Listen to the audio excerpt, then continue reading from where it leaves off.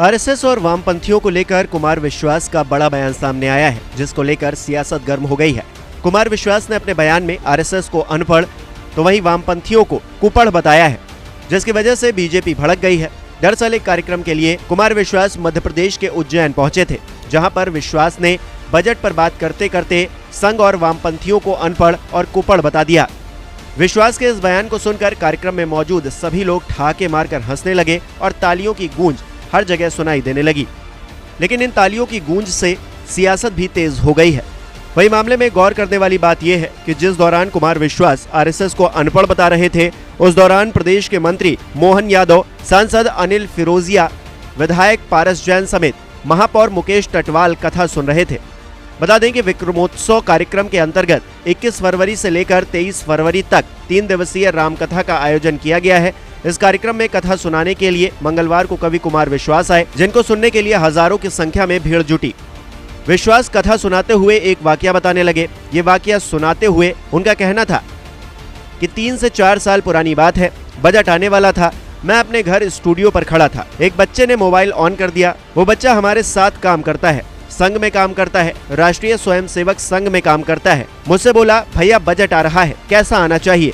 मैंने कहा, तुमने तो राम राज्य की सरकार बनाई है, तो राम राज्य वाला बजट आना चाहिए। तो वो बोला, राम राज्य में कहाँ बजट होता था? मैंने कहा, समस्या तुम्हारी यही है कि वामपंथी तो कुपढ़ हैं और तुम अनपढ़ हो। कुमार विश्वास यही नहीं रुके, आरएसएस पर हमला जारी रखते हुए उन्होंने आगे कहा कि इस देश में 2 ही लोगों का झगड़ा चल रहा है। एक वामपंथी हैं, वो कुपढ़ हैं और उन्होंने पढ़ा सब है लेकिन गलत पढ़ा है, और एक ये वाले हैं जिन्होंने पढ़ा ही नहीं है। ये सिर्फ बोलते हैं, हमारे वेदों में देखे नहीं है कैसे हैं, भाई पढ़ भी लो। वहीं कुमार विश्वास का वीडियो वायरल होने के बाद मामले में बीजेपी ने अपनी नाराजगी जाहिर की है। मामले में बीजेपी प्रदेश प्रवक्ता राजपाल सिसोदिया ने उन्हें आड़े हाथों लिया है और कहा कि कथा करने आए हो, कथा करो, प्रमाण पत्र मत बांटो श्रीमान, तुम्हारा स्वागत करने आना पड़ेगा। कथा के लिए बुलाया गया, वो छोड़ बाकी सब करेंगे। अधूरे पढ़े लिखे लोग आपसे तो हमारे कथित अनपढ़ कई गुना ज्यादा अच्छे हैं। बहरहाल कुमार विश्वास का ये बयान सोशल मीडिया पर भी काफी वायरल हो रहा है। ऐसे में कुमार विश्वास के इस बयान से सियासत आगे क्या रुख लेती है, ये देखना दिलचस्प रहेगा।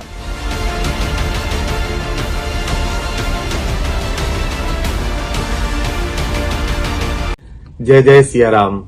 कल क्षिप्रा के तट पर उज्जैनी में बहुत खराब स्वास्थ्य और बुखार के बावजूद, आज भी ये बुखार है, लेकिन महाकाल बाबा ने कृपा की तो 2 घंटे से अधिक समय में राम कथा और उसकी प्रासंगिकता पर बोल सका। कथा प्रसंग में मेरे कार्यालय में काम करने वाले एक बालक के विषय में मैंने एक टिप्पणी की, जो संयोग से राष्ट्रीय स्वयंसेवक संघ में काम करता है, पढ़ता लिखता कम है, बोलता ज्यादा है। तो मैंने उससे कहा कि तुम पढ़ा करो, तुम पढ़ते नहीं हो, वामपंथी कुपढ़ है और तुम अनपढ़ हो। सिर्फ इतनी सी बात मैंने ये कही और इसे कुछ विघ्न संतोषियों ने इसे ज्यादा फैला दिया। आज मुझे कुछ समाचार मिले कि कुछ मित्रों ने कहा कि हम इस कथा को भंग करेंगे। तो भाई आप ध्यान रखिएगा कि राम की कथा कौन भंग करते हैं, ये भी ध्यान रखिएगा।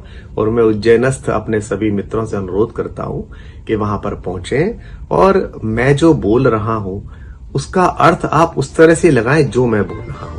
यदि आप किसी नए अर्थ में उसे समझेंगे तो उसके लिए मैं जिम्मेदार नहीं हूं। तदुपरांत आपकी इस सामान्य बुद्धि में अगर ये प्रसंग किसी और तरीके से चला गया है तो उसके लिए मुझे माफ करें, क्षमा करें। 2-2.5 घंटे में जो उत्सव धर्मी हो, जो अच्छा हो, जो मर्यादा पुरुषोत्तम भगवान राम की कथा से नवनीत निकल सकता हो, उसे लेने की कोशिश करिए। और आज प्रार्थना में बैठते समय भगवान से प्रार्थना करूंगा कि जिन्होंने भी ये विघ्न संतोष पैदा किया है, ईश्वर उनकी बुद्धि को भी मलिनता से दूर करे, भगवान से जोड़े, मर्यादा पुरुषोत्तम राम से जोड़े। मैं पुनः स्पष्ट करूं, मैं एक कथन मेरे कार्यालय में रहने वाले एक व्यक्ति के बारे में था, एक बालक के बारे में था, और ऐसी बात तो मेरे पिता भी मुझसे कहते हैं, बड़े मूर्ख हो तुम, जो स्वयं आप जानते ही हैं, सभी लोग जानते हैं कि संघ के बड़े पदाधिकारी हैं, मेरे भाई भी। ऐसी बातें तो सभी बोलते हैं, लेकिन मैंने उस लड़के से बोला, क्योंकि आयु में बहुत छोटा बच्चा है, इसलिए बोल दिया और वो आपको अपना मान के मैंने वहां सूचित कर दिया। तो अब आप आइएगा और सुनिएगा। आज शंकर के राम पर, इन 2 विभूतियों के संयोजन पर कुछ कहने का बड़ा मन है। ऐसा मन दीजिए कि अच्छे से बोल पाऊं, गला भी ठीक हो पाए, बुखार भी उतर पाए। महाकाल बाबा कृपा करे और राघवेंद्र सरकार राम आप सबका कल्याण करे। जय सिया राम।